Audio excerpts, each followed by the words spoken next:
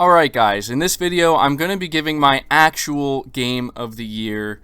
I know that I put out a little bit of a parody video earlier. I just wanted to have a little bit of fun. I know there's going to be certainly a group of people who takes that video very seriously. They take it to heart. I would recommend, if you are one of these people, don't do that. I was just having some fun, okay? It's meant to make people laugh. Nothing more than that. It's really not that serious.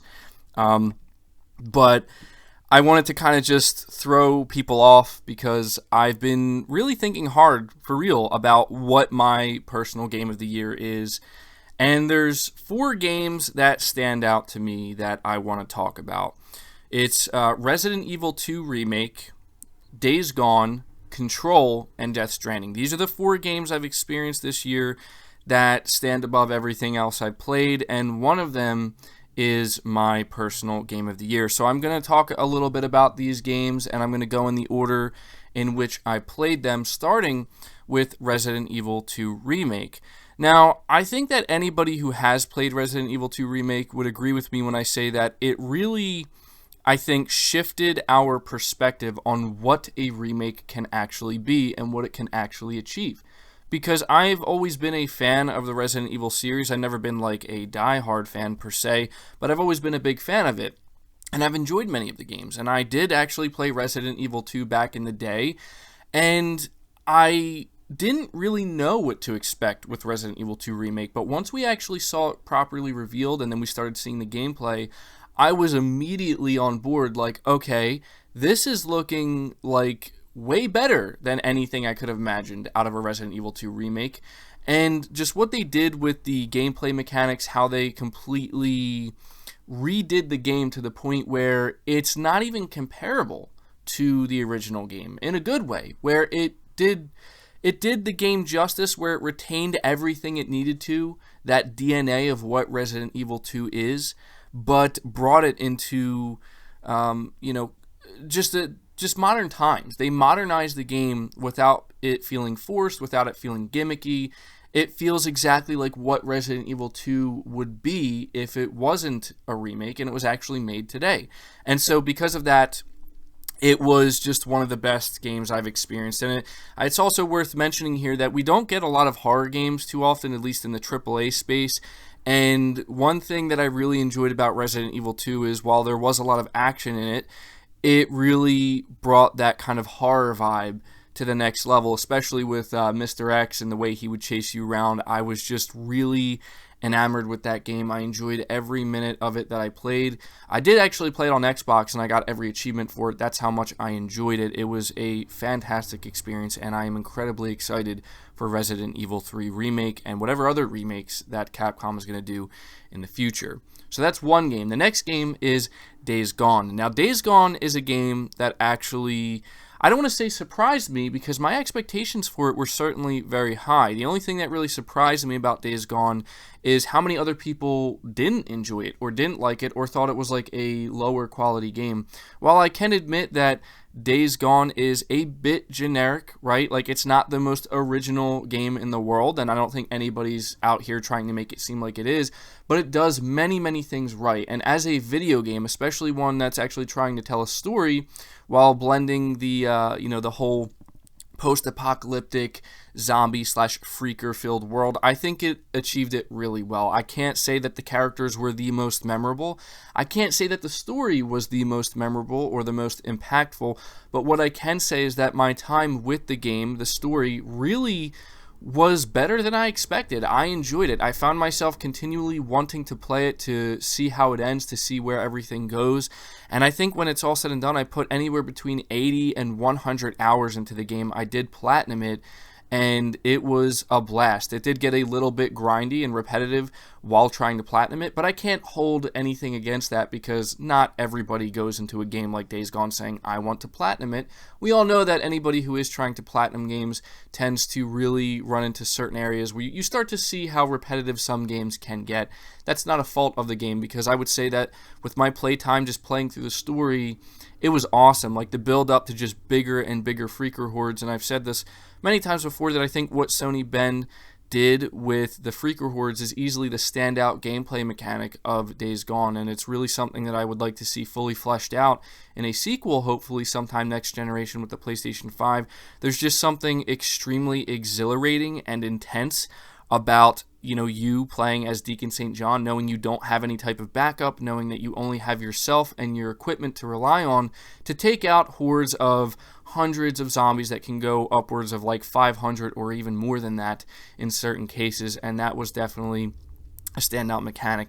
Now, there were some flaws with the game. There were some things that I didn't enjoy too much. Like, I feel like the combat itself, like the gunplay itself, could certainly be a little bit more refined, and these are all things that I've talked about in the past in my reviews of the game and my impressions of the game, and I hope to see this game really built upon. But there's no denying that for me, it was easily one of the standout gaming experiences I've had in 2019, and certainly a personal Game of the Year contender. But moving on from that, we are going to talk about Control. Now, Control was a game I wasn't expecting to enjoy as much as I actually did. Control was a game that was always on my radar, and I've always enjoyed most of Remedy's games.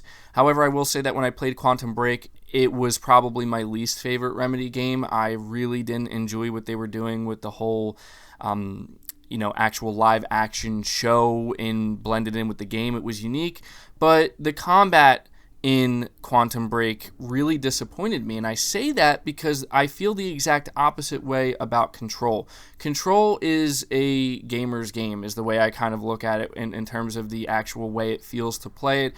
The story was definitely bizarre, definitely interesting. I didn't fully understand it when I completed it, nor did I really feel the need to kind of look into it any further. I didn't have this great desire to try to figure out what exactly is the meaning of everything that had happened. However, I did enjoy the roller coaster ride that was the story of Control, even if at many points I felt as though I have no idea what's going on. I'm really not understanding this, but I'm just enjoying it. It's just strange, it's off the wall, it's unconventional, but the gameplay itself, the way it controls, no pun intended, is just impeccable. The way you use your powers and you use the environment around you, how destructible the environment is. Of course, it had frame rate issues and some technical issues, but those got ironed out mostly over time, and I did end up platinuming the game.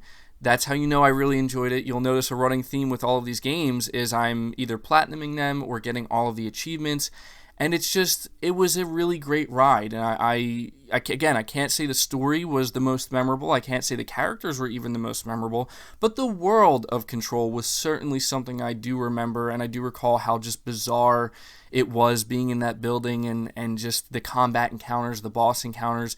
The ending did get a little bit tough. It did ramp up the difficulty somewhat, but I enjoyed it, and it was just a great experience, and it was easily one of my Game of the Year contenders here. And then finally, we're going to talk about Death Stranding, and I'm sure a lot of you know how I feel about Death Stranding.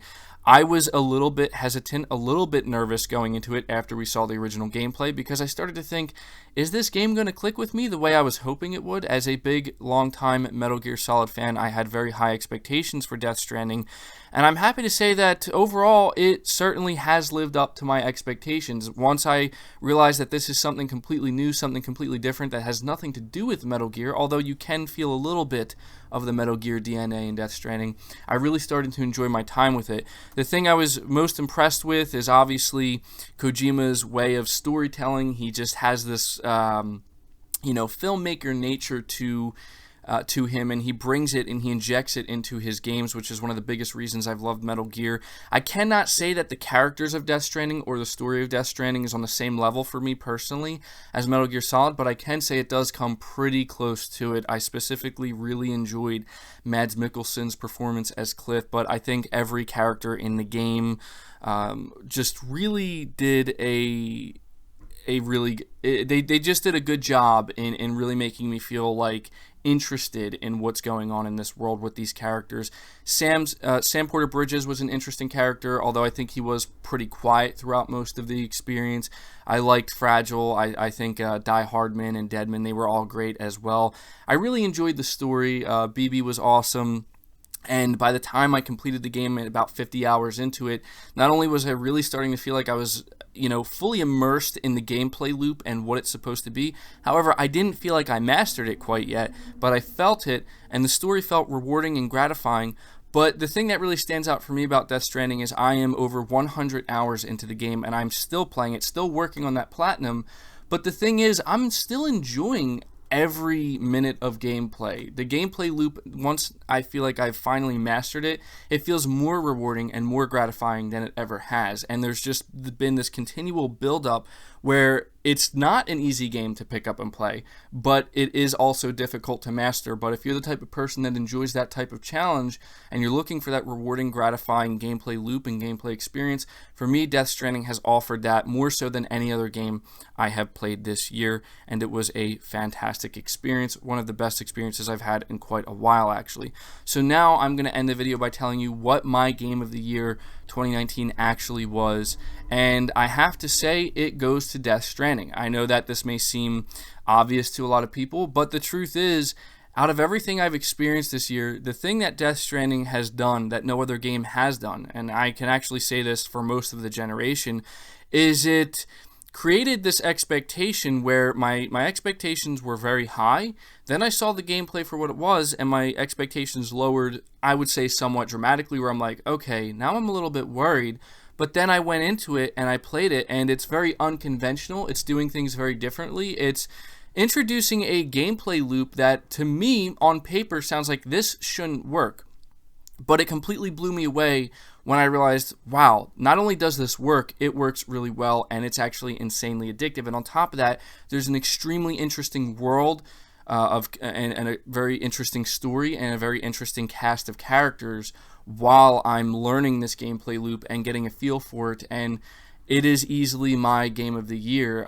That's not to say that any of the other games I've experienced, such as Resident Evil 2, Days Gone, or Control, aren't on the same level, but it's that fact right there, the fact that the game is different, it's unconventional, it does things that you haven't really seen done in video games before to this extent. And not only was I giving Kojima Productions a lot of credit for even doing this in the first place, but I have to admit I was a little bit nervous of whether or not they were going to pull it off and whether or not I was actually going to end up enjoying the game as much as I was hoping I would. And it makes me feel incredibly good to know that I did, and I can't wait to finally get the platinum for this game. And yeah, it's just one of the best games. It's the highlight of 2019 for me personally. So there you have it, guys. There's my personal game of the year. It's going to be exciting to go into 2020 to experience all of the amazing games that we're all looking forward to. But at this point, I want you to let me know what your personal game of the year for 2019 is, and what you think your game of the year for 2020 could potentially end up being, knowing some of the games that we're going to be getting then. Be sure to leave the video a like if you did enjoy it, if you enjoyed my commentary, or if you agree with any of the games that I have here nominated for Game of the Year. Subscribe to the channel if you're new and haven't already. Hit the bell notification icon so you never miss an upload, and feel free to share this video out on top of all that. But until next time, guys, take care.